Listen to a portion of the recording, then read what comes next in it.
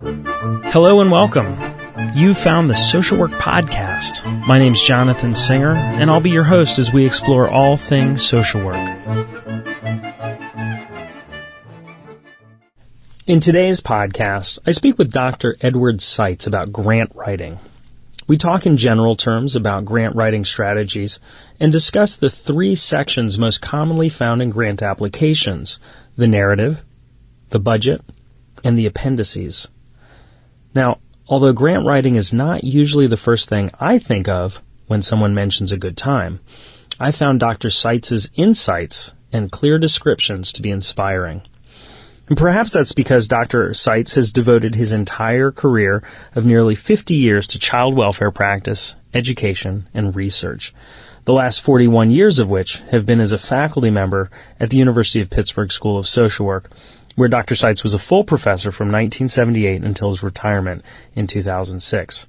He was the coordinator of the school's Child, Youth, and Family Concentration and the coordinator of the Child Welfare Certificate Program. Another area of specialization for Dr. Seitz, and one of the reasons why I think this podcast was so fascinating, is that he's developed an expertise and has actually taught in the area of grant proposal writing. He was the principal investigator on at least one federal, state, or foundation-funded grant project every year from 1971 until 2006.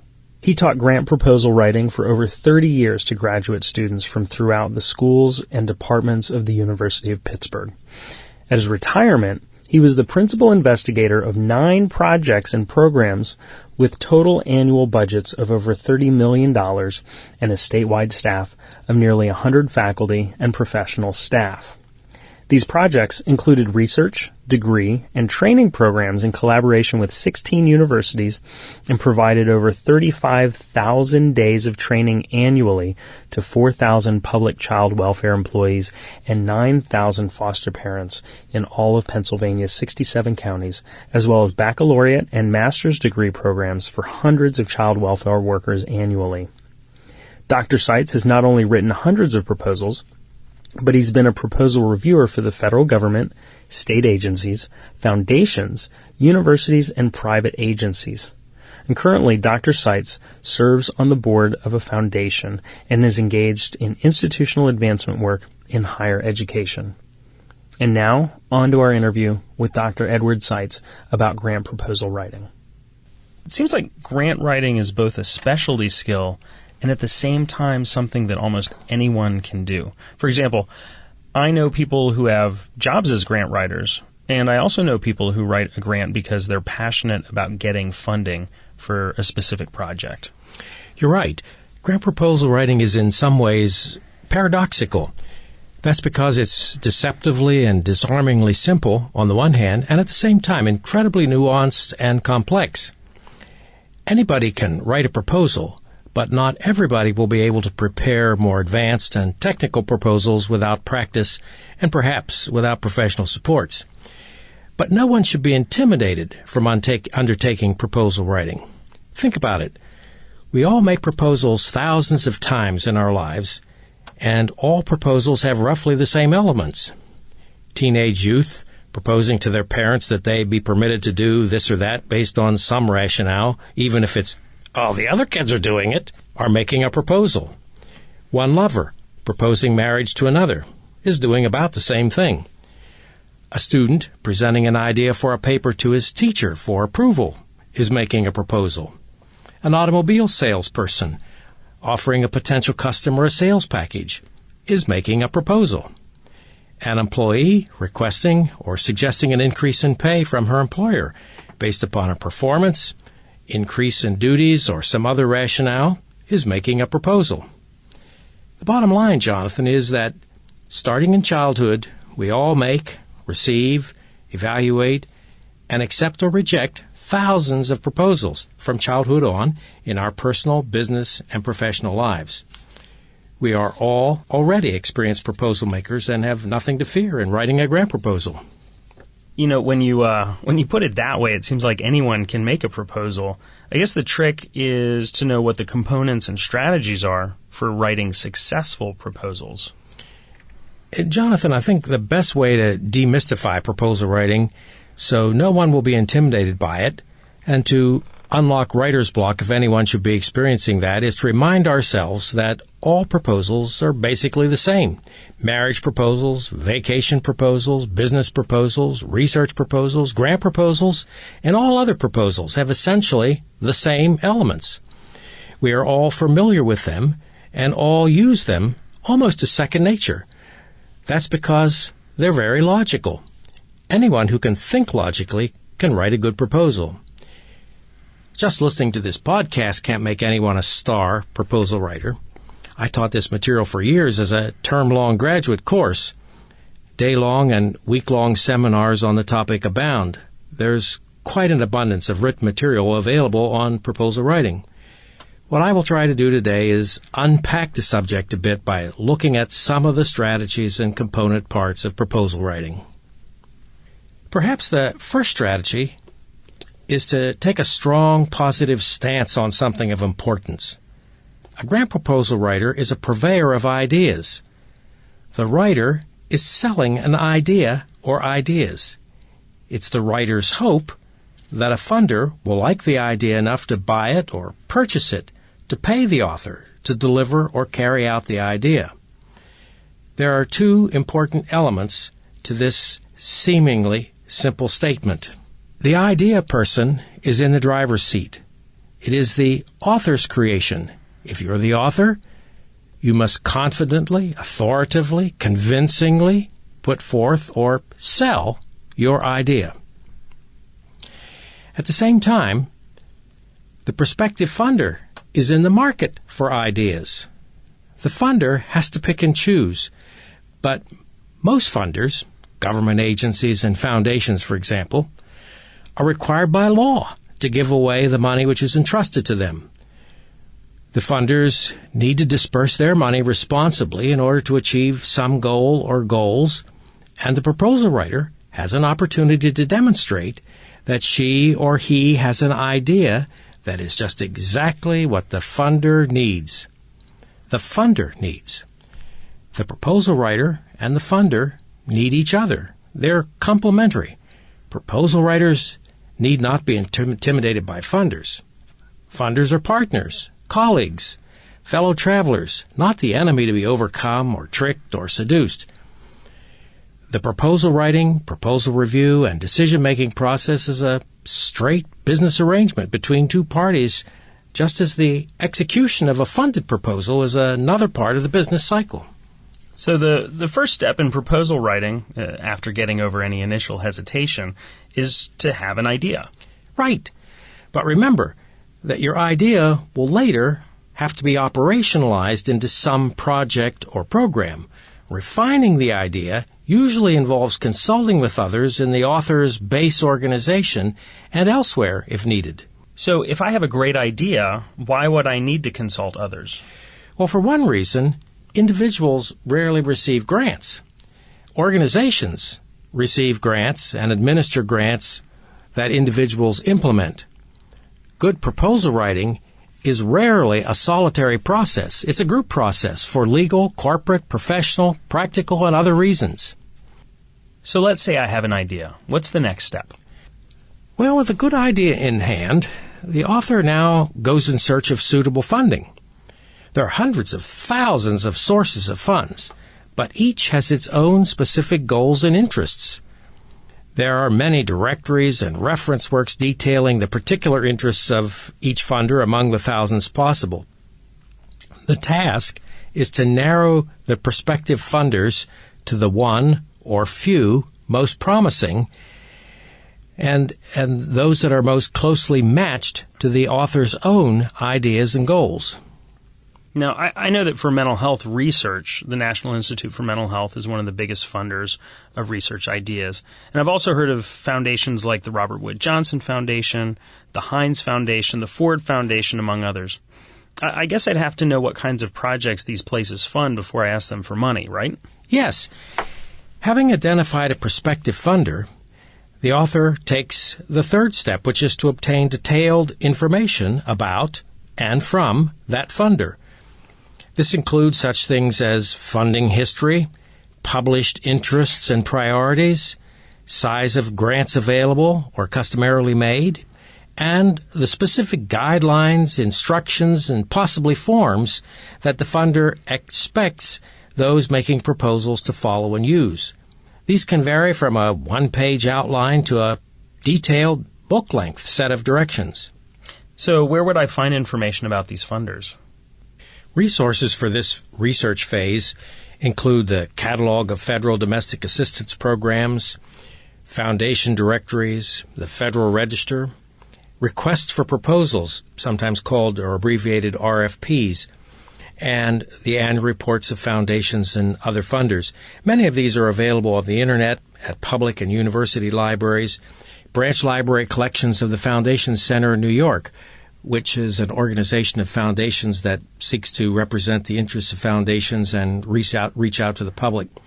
And they're also available at many local foundations, government agencies, and fundraising organizations. Some of these fundraising organizations, by the way, are commercial or for paid members only. So let's say I have an idea that I've refined through consultation with others. Once I've identified a funder, what's the next step? Well, the next step is something of an academic one.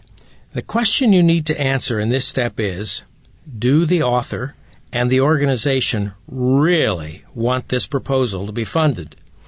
Now, that might seem like an easy question to answer. After all, the author has put in a great deal of time and effort to research and prepare the proposal. Having made such an investment, there's a temptation to put it directly to work, and work is the key word. The work already done is actually quite small compared to the work ahead. In other words, as difficult as it might be to prepare a grant proposal, it is nothing compared to the amount of work that it is going to take to fulfill the terms of the grant proposal. So now is the time to take stock. Now is the time to review in the cold light of day what the author's realistic chances of succeeding are. And here by success, I actually mean less what the proposal's chances of being funded are, and more what the answers to such questions as the following are. Is this project one in which the author and his or her agency has sufficient interest to pursue it to the finish? If funded, will the staff be able to handle this new project with their other work? Is the author adequate to plan, organize, direct, coordinate, control, and evaluate the project? Keep in mind here that when I say author, I'm assuming the author will become the project director, though sometimes proposals are written for hire by proposal writers not expected to be involved in the project if the proposal is funded. Are the project goals and objectives sufficiently congruent with those of the parent organization? Will the parent organization back the project with administrative and other supports? Are adequate facilities, equipment, release time, and such things available? What risks are there to the author and the organization, and are these risks reasonable? In short, as flattering, professionally important, challenging, and worthwhile as the project may be to the author and the organization, do they really want this proposal to be funded? Keep in mind that a funded proposal is a contract. Many careers have been harmed or destroyed by failure to fulfill the terms of a funded grant proposal. In other words, in failing to fulfill the terms of a contract. Also remember, the author and the organization that sign off on this proposal can never complain about the terms of this contract, because it is they who will have written and submitted the terms of this contract themselves. Default can be legally, financially, organizationally, and professionally ruinous. Making a proposal is a serious action. However, it is just as serious to make a proposal, receive an award, and then decide for one reason or another to decline the grant after it has been offered. Ed, Those are some invaluable words of wisdom. So let's take stock of where we are in this process. Number 1, someone has a bright idea. Number 2, the idea has been refined. Number 3, potential funding has been researched. Number 4, a prospective funder has been identified. Number 5, extensive documentation has been attained on the expectations of the prospective funder. And number 6, the aspiring author and his or her organization have reviewed the consequences of a contract. So let's assume that the author and organization have reviewed these steps and decided to go ahead and write the proposal. What's next? Well, after all of that, we get to today's topic, proposal writing. You can see that the preliminaries are critical, perhaps assuring the success or even dooming the effort to failure before anyone even sits down to write. The writing itself is basically straight technical writing. There is ample opportunity for creativity in ideas, project designs, and things like that. But no idea is better than the clarity and logic with which it is presented, often in a specified format or word or page limit. This brings us back to the outline or guidelines the prospective funder requires authors to follow. Freestyle proposals are rarely acceptable. Adherence to the guidelines is an absolute requirement. Creativity does not extend to rearranging the outline, deciding which questions to answer, adding sections not requested, submitting a perfectly fine proposal previously written for some other funder using another outline or guidelines. This adherence includes such details as observing all deadlines meticulously, following the published outline to the letter, following exactly the specified page limits, number of copies to be submitted, delivery instructions, and so forth. You know, I used to review grant applications for the City of Austin's Cultural Arts Commission, and during the 3 years I was part of this grant review panel, I learned that for the most part the grant reviewers really want the applicants to succeed, and at the same time we were all humans, meaning that if we were frustrated by an application because it did not follow the rules, it would receive a lower score, even if the idea might have been better than some other applications. I guess another way of putting it is that I found it so much easier to focus on the content of the application when the applicants followed the rules. It could be something as simple as keeping to a page limit. For example, if 60 applicants stuck to the page limit and one did not, then that one was downgraded, even if important information was included in the extra pages. I guess our thoughts were that everyone has a lot of important information to include. So if we make exceptions for one person, it's really unfair to everyone else. Exactly. These requirements and others like them are designed to establish a fair and level playing field for all submissions, to assure the process and the proposals submitted conform to laws and regulations in some instances, and to accommodate and expedite a thorough, timely, and professional review. Failure to adhere to these requirements will quickly disqualify the proposal, no matter how wonderful it is in its content or how well written it might be. Probably at least 90% of proposals are written to the direction of printed instructions and guidelines, although these can sometimes be rather general. Regardless, a proposal is a proposal, and all outlines have certain common elements. In its most crude form, all outlines address the following questions in one way or another. 1.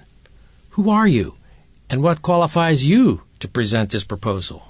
2. What is the problem you seek to address, and why is it important now? What do you propose to do about the problem? 4. How exactly will you go about this, and what exactly will you deliver? 5. How much will it cost? 6. How will you know if you have accomplished your goals and objectives? And 7. What objective evidence is there of the nature, purpose, and capacity of your organization? And what do other qualified parties think of your idea, your approach to addressing it, and even your organization? I think we've made it pretty clear to the listener that it's really important to follow the rules. when writing a grant proposal. Join us next week when we go into detail about the 3 sections most commonly found in grant applications: the narrative, the budget, and the appendices. So, I'm Jonathan Singer. Thanks for being with me today for this episode of the Social Work Podcast. If you missed an episode, visit our website at socialworkpodcast.com. If you have suggestions for future podcasts, please email me at jonathan@socialworkpodcast.com. And to all the social workers out there, keep up the good work. We'll see you back here next time at the Social Work Podcast.